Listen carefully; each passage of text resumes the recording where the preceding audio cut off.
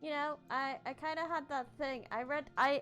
Yeah, before we start with my scuff already, I did complete a book in my own time that I'm gonna quickly tell you about before we start on the comedy book with the cats. So the book I read in my own time was The Extraordinary, The Ordinary, and Soup! Book 3, which if you watched my tier list video, my tier list stream from last year, the second book actually did not rate very highly with me because it fell into a lot of sexist fantasy tropes. There's no other way to say it. This one, I only read this one because sunk cost fallacy. It was the last of the trilogy and I'd read the first two, so I kind of just felt the need to read the last one.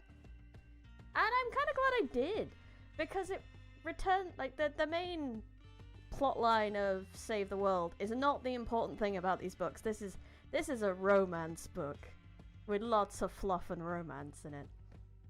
So the actual plot to Save the World is done pretty quickly, and then it gets back to, you know, the plot and the fluff and the romance, and that's where it shines, and it was good, and I actually got really into it at one point.